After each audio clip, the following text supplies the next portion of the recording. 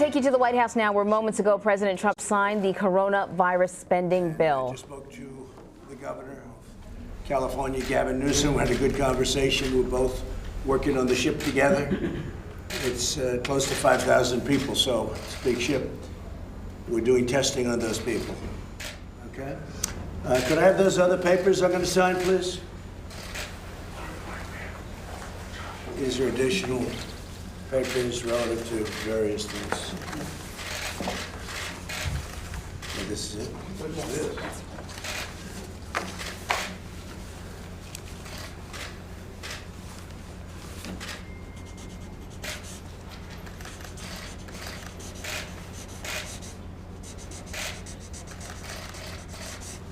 Okay, give me the other one.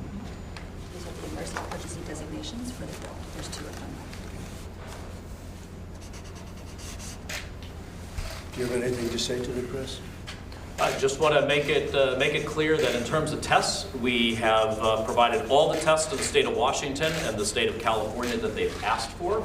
The production and shipping of tests that we've talked about all week is completely on schedule. All of the CDC tests, the tests that are available to test up to 75,000 people, CDC has shipped to America's public health labs. Those are out.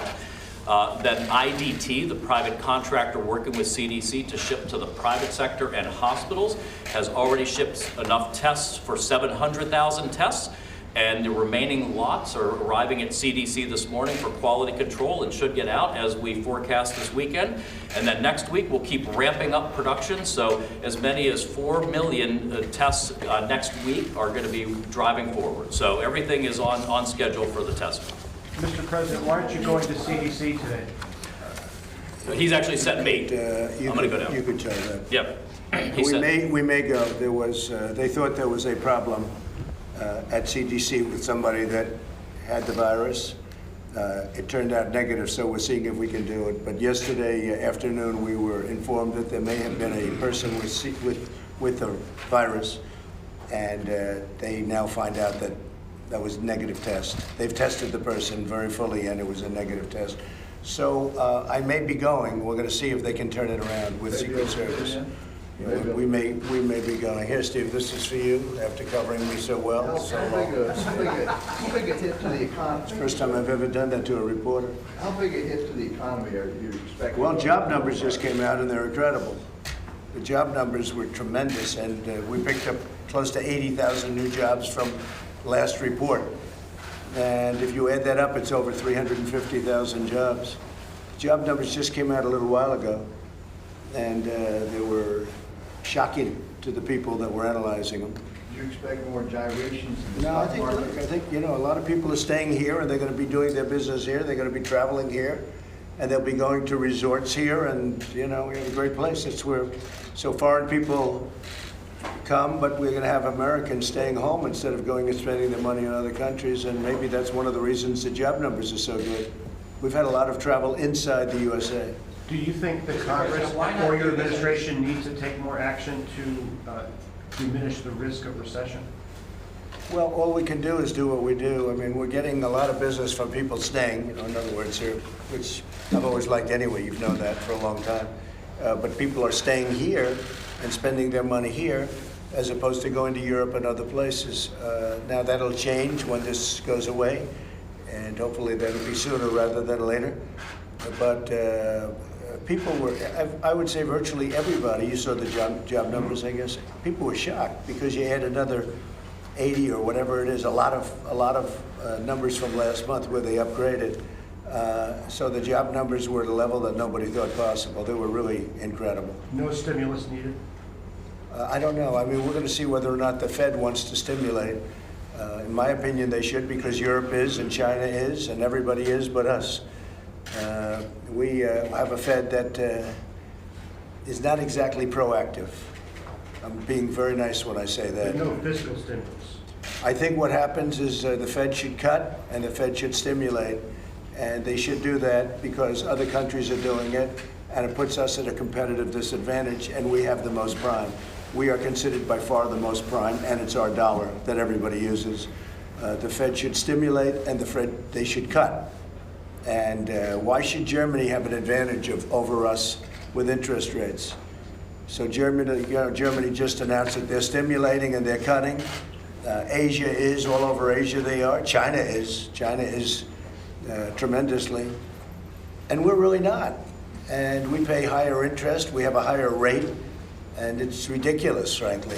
We should have the lowest rate by far, and instead we pay more than other countries. Other countries are paying 0 and less than 0, you know it very well.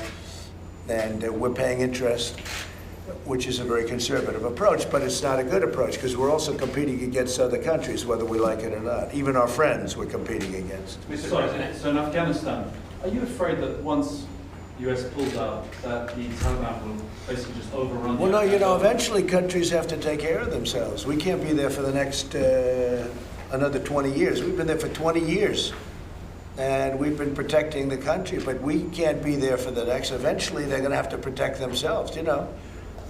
This should have been done a long time ago. But you can only hold somebody's hand for so long. We have to get back to running our country, too.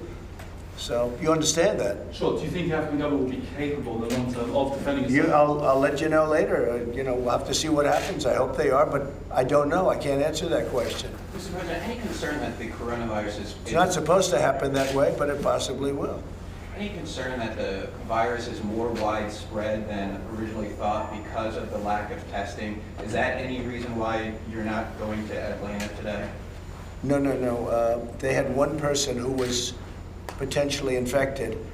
And speaking of that, I'd like to go, so you guys are trying to work that out. I was going to Tennessee first, in any event, and then I was stopping in Atlanta, then going down to Florida for meetings.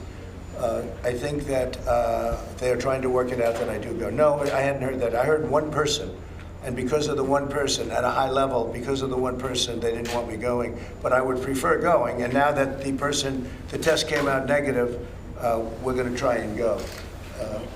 The most powerful man in all of media. He has a little something to do with the Wall Street Journal. I don't know if you know. This is real power, right? You used to do what they did, right? And he did it so well that he's the boss at News Corp. Of course, Rupert has something to say with that, I guess, right? And Lachlan, it's good to have you. It's good to have you. They treat me very nicely, the media.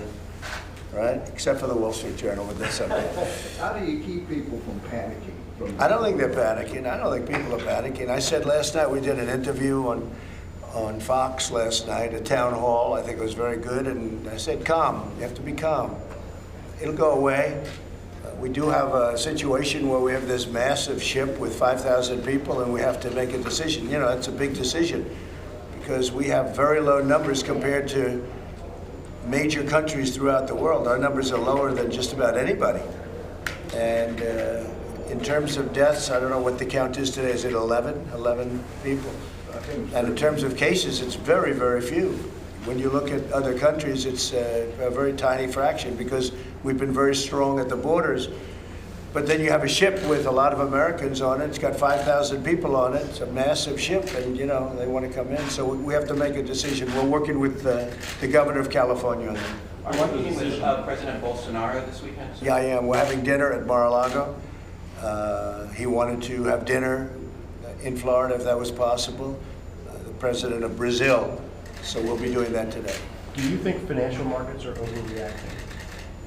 I think financial markets will bounce back as soon as this really bounce back. Don't forget, they're down probably 10 or 11% from where they were, but they were up 70%. So it's a relatively small piece. I don't like to see it happen because I was looking for 30,000 very soon. You were. It seemed days away from 30,000, and now we have a little more room to make up. But I think the country is so strong. We're so strong as a country now.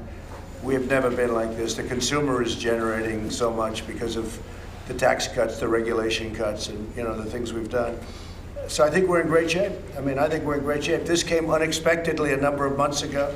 I heard about it in China, came out of China. I heard about it. And we made a good move. We closed it down. We stopped it. Otherwise, the head of CDC said last night that you would have had thousands of more problems if we didn't shut it down very early. It was a very early shutdown, which is something we got right. Okay? So looking at the Super Tuesday results, are you worried the Democratic Party is unifying around Joe Biden, and that will take away your argument about the Democrats being too left-wing and too socialist? Well, he's left-wing, and he's got all people that are left-wing, and in many ways he's worse than Bernie. Look at what he did with guns. He put Beto in charge of guns. Beto wants to get rid of guns, right? So that's a bad stance, and he's got a lot of people that are left-wing, and they'll be running the government. He's not going to be running anything. If he ever got in, they'll be running the government. They've got people further left-wing than what Bernie has. So, not going to be good. It wouldn't be good for Wall Street, I can tell you that. Do you think sexism? Plus, if you look at his taxes, he's going to raise taxes incredibly. He's going to raise taxes more than Bernie. I looked at, and he's open about it. Bernie doesn't like to talk about it.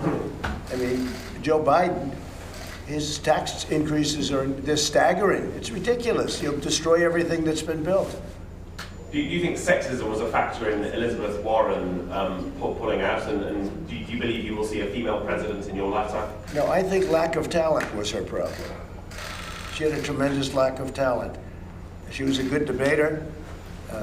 She destroyed Mike Bloomberg very quickly, like it was nothing. That was easy for her. But people don't like her. She's a very mean person, and people don't like her. People don't want that. They like a person like me that's not mean. Okay, I'll see you guys. Let's go outside, guys. We're going to hold here for a minute. Y'all go ahead. Thank you, everybody.